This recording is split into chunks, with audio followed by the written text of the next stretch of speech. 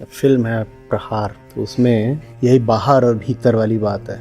तो जो चरित्र है उसमें मेजर का, नाना पाटेकर द्वारा अभिनीत है, तो उसका काम है कमांडो ट्रेनिंग। तो कमांडो ट्रेनिंग करते हैं, उन्हीं में से एक कमांडो होता है, वो एक्शन में घायल हो जाता है। जब वो घायल हो जाता है तो घर भेज दिया जाता है। तो वो घर आता है तो उसमें जो मूल्य हैं वो तो वही स्थापित हो गए हैं जो उसको ट्रेनर ने दिए थे। ट्रेनर कौन है? वही मेजर नाना।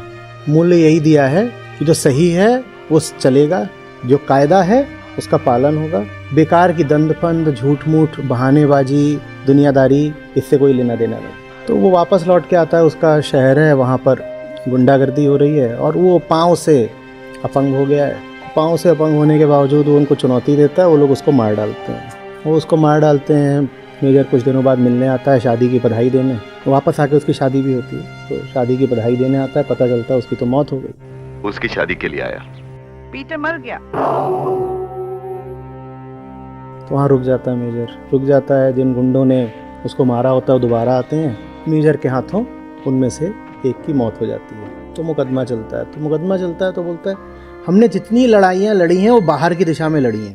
हमें आर्मी में सिखाया जाता है सीमा को दुश्मन से बचाना, देश के लिए मर जाना। हमारे कुछ कर्तव्य है, मैंने उन्हीं का पालन किया। मरने की कोई जायज वजह तो होनी चाहिए। बात समझिए, वहाँ जो बात हो रही थी वो तो देश और राजनीति के संदर्भ में हो रही थी, पर उसी बात को आप अध्यात्म में भी समझ सकते हैं। तो जो अदालत में वक्तव्य है वो ये कि हमने आज तक जितनी लड़ाइयाँ लड़ी हैं। और लोग वो कहाँ है, किससे बचाएं हम? सीमा पर तो हमें मालूम है गोली किस पर चलानी। यहाँ जिधर भी देखो दुश्मन ही दुश्मन है, और दुश्मन फिर दुश्मन है। फर्क सिर्फ इतना है, एक सीमा के उस पार, एक सीमा के इस पार। और इस पार का दुश्मन कहीं ज्यादा खतरनाक है सर, जो देश को दीमक की तरह चाटता जा रहा है, खोखला बनाता जा रहा है। बाहर की ओर लड़ी, सीमा के पार वाले दुश्मनों से लड़ी है। सीमा के पार वाला दुश्मन माने जो बाहर दिखाई दे रहा है दुश्मन, इसको सीमा मानो, ये सीमा है। इसके पार वाला दुश्मन, अरे लेकिन जो भीतर वाला दुश्मन है उससे तो हम लड़ाई लड़ते ही नहीं, और जो भीतर वाला दुश्मन है यही तो असली है। और इस बार का दुश्मन कहीं ज्यादा खतरनाक है सर, जो देश को दीमक की तरह चाटता जा रहा है। क्योंकि बाहर वाली लड़ाइयाँ तो हमने कुल 3 लड़ी हैं आजादी के बाद से, बड़ी लड़ाइयाँ।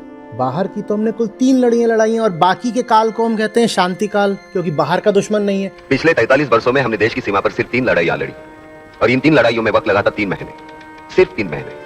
बाकी के 42 साल और 9 महीनों को हम पीस टाइम कहते रहे, शांतिकाल। क्या इसे हम शांतिकाल कह सकते हैं सर? पर असली दुश्मन तो भीतर है, और वो लगातार हमको खराब कर रहा है, वही जो पेट की गंदगी है। असली दुश्मन तो भीतर है, पेट की गंदगी, वो तो हम लगातार ही बर्बाद कर रही है। जो भीतर गुंडे मवाली घूम रहे हैं, इनको तो हम दुश्मन मानते ही नहीं। हम कहते हैं कि दुश्मन तो सीमा पार है, असली दुश्मन तो सीमा के अंदर है। फिर इस दुश्मन से लड़ना हमारा कर्तव्य नहीं है, हमारा हक नहीं। और हक के लिए लड़ना कभी गलत नहीं हो सकता। मैंने कोई गलत काम नहीं किया। मैं समझता हूँ आर्मी ट्रेनिंग हर एक के लिए कंपलसरी होनी चाहिए। कम से कम जिंदगी का 1 साल देश के लिए देना चाहिए, देना होगा। मुफ्त में मिली हुई आजादी की वजह से देश को बहुत सस्ता समझ रहे हैं आज के लोग। तो ये वक्तव्य अदालत में देता है, अदालत उस वक्तव्य को मानती नहीं है। वो कहती है इनका दिमाग खराब हो गया, इनको सुधार गृह में भेज दो। मेजर चौहान के दिमाग पर समाज की बुराइयों ने गहरा असर डाला है, जिससे वो अपनी भूमिका भूल गए और दूसरों की जिम्मेदारी अपनी समझकर समाज को सुधारने की गलती की। ये काम हमारे नेताओं और शासकीय डिपार्टमेंट का है, ना कि आर्मी का। कोर्ट का फैसला है, जब तक मेजर चौहान के दिमाग से बाहरी बुरे असरात बिल्कुल धुल नहीं जाते, मेजर चौहान को सेक्रेटरीज की देखरेख में रहना होगा। तो कैद कर लेते हैं सुधार गृह में। तो उसके बाद जो आखिरी दृश्य है फिल्म का, वो बड़ा पसंद है मुझे। छोटा बच्चा है चीकू, वो मिलने आता है, तो मुश्किल से 1 मिनट का 2 मिनट का सीन होगा। तो वो बच्चा कहता है ये तुमको आज़ाद कब करेंगे? कहता है जब मेरे तुम्हारे जैसे बहुत सारे दोस्त हो जाएंगे तब मैं आज़ाद हो जाऊंगा। ये लोग तुम्हें छोड़ेंगे कब? ये मुझे पता नहीं, लेकिन जिस वक्त तुम्हारे जैसे मेरे बहुत से दोस्त हो जाएंगे ना, तब मैं आजाद हो जाऊंगा। यही बात समझाने के लिए। और शायद पटकथा कुछ ऐसी है कि उस बच्चे के बाप को भी कुछ इसी इंटरनल डिसऑर्डर नहीं मारा होता है। इंटरनल मतलब कि जो समाज की नालायकी है, जिसमें बेईमान ही राज कर रहे हैं। उसके बाद और है उसमें आगे बहुत सारे नंगे आ गए हैं, और वो उनको कमांडो ट्रेनिंग करा रहा है। छोटे छोटे बच्चे, जोकर्स। हम यहाँ पिकनिक के लिए नहीं, ट्रेनिंग के लिए आए हैं। एकदम आध्यात्मिक वक्तव्य है ये।